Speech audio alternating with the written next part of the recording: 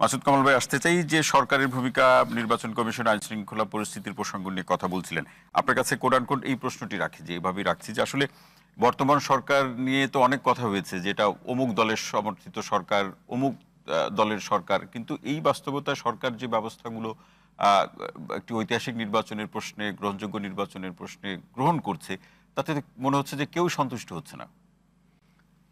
আমি তো দেখি না আসলে, আমি তো কাউকে বলতে শুনি নাই যে আমরা খুব সন্তুষ্ট। এখন আমি শুনি না, এখানেও শুনলাম না, পত্রপত্রিকাতেও দেখে কেউ বলে নাই যে সরকারের প্রত্যেকটা পদক্ষেপ এত সুন্দর, এত অসাধারণ, যে এরকম পদক্ষেপ, এরকম ব্যবস্থা আমরা এর আগে কখনো দেখি নাই। এরকম কাউকে বলতে শুনি নাই ভাই পর্যন্ত। আমি সবাই সন্দেহ। এখন ঘটনাটা জানেন, জি, আগে কি হতো, আগে অনেক সময় হতো কি, যে সরকারের উপর মানুষ সন্দেহ করতো সরকারের প্রতি কোনো জায়গায় পক্ষপাত দুষ্ট আচরণ করছে। এখন হলো এই সরকার এতই অদক্ষ যে পক্ষপাত দুষ্টতা দেখাতে গেলেও তো এক ধরনের দক্ষতা লাগে, যে আমি দুইজনের মধ্যে উনাকে সাপোর্ট করবো, কিন্তু উনি টের পাবে না, উনি টের পাবে না। এটা কিন্তু হয়ে যাওয়ার পরে টের পায়, আগে টের পায় না। এটা কিন্তু দক্ষতা লাগে, এদের এই দক্ষতাও নাই। বাস আমি সবসময় বলি যে আমার দেখা মতো এই বছর, এত বছরের জীবনে এরকম অদক্ষ সরকার আমি জীবনে দেখি নাই। ওনার দেখলে একটা মাত্র দক্ষতা আছে, আমি মাঝে মাঝে কিন্তু অবাক হয়ে ভাবি, ইউনূস সাহেবের একটা যোগ্যতা অসাধারণ।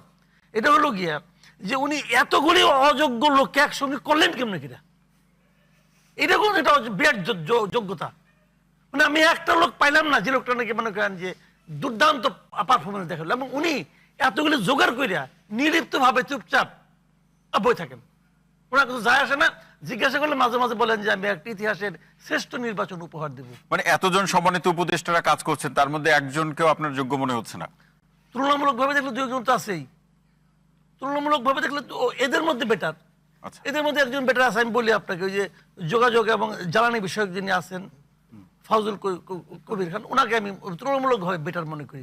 দ্বিতীয়টা খুঁজতে গেলে আমাকে মানে আধা ঘন্টা সময় দিতে হবে, কারণ দ্বিতীয়টা খুঁজতে হলে আমার মিনিমাম আধা ঘন্টা লাগবে খুঁজে বাই করতে। আরেকজন কি? তাহলে ঐতিহাসিক নির্বাচনের অঙ্গীকারের ভাই ভাই আমি বলি আপনাকে, উনি একটা নন পলিটিক্যাল লোক। আমি ইউনূস সাহেবের কথা বলতেছি। জি, বলুন। উনি এটা তো একটা ইলেকশন, একটা পলিটিক্যাল অ্যাক্টিভিটিস না, এটা একটা পলিটিক্যাল কাজ। এই পলিটিক্যাল কাজটা কিভাবে মানে গুটে আনতে হবে, এটা ওনার যোগ্যতার বাইরে এটা। এবং উনি এটা মানে এখন পর্যন্ত ওনার সুবিধাটা কি জানেন, প্রত্যেকটা পলিটিক্যাল পার্টি ওনাকে সাপোর্ট দিয়ে যাচ্ছে। সবাই কিন্তু মুখে মুখে বলে ভালো হচ্ছে না, অমুক হচ্ছে না, কেউ কিন্তু বলে না যে তুমি অযোগ্য, কেউ কিন্তু এর উচ্চারণ করে না। দুই একটা আমাদের মতো দুই একটা পাগল ছাগল করে, আর কেউ করে না। কিন্তু সবাই তাদেরকে বলে ঠিক আছে কামটা সারেন। ওইটা হয় কেন জানেন বলি ঘটনাটা। ধরেন আপনি বাসার মধ্যে আছেন, আপনার 2 বছর 2.5 বছরের বাচ্চা হাতে একটা ছুরি নিয়ে ঘুরতেছে, আপনার লক্ষ্যটা কি হবো? বাবা কিছু করিস দে, আমাকে দে, আমাকে দে, তোর চকলেট দেবো, মানে কোনো মতো গেলে ছুরিটা তুই ফালা। এই অবস্থাটা এদের, মানে সবাই আতঙ্কগ্রস্ত যে কোনো মতো ইলেকশনটা পার হোক। ইলেকশনটা পার হলে একটা পলিটিক্যাল গভর্নমেন্ট, সবাই কিন্তু তাই বলে, একটা পলিটিক্যাল গভর্নমেন্ট আসুক, জনগণ এটাকে নির্বাচিত করবে, যারাই করুক ভাই, আমার কোনো আপত্তি নাই। কিন্তু এরকম জবাবদিহিতা ছাড়া তো কোনো গভর্নমেন্ট থাকবে না। যে গভর্নমেন্টে আসুক, জামাত আসুক, ইসলামী আন্দোলন আসুক, বিএনপি আসুক, যেই আসুক, তার তো একটা জবাবদিহিতা থাকবে। মানুষ মনে করবে কি তুমি যদি এবার খারাপ করো, আগামীবার তোমার ভোট দেবো না। কিন্তু এতে কোনো জবাবদিহিতা আছে?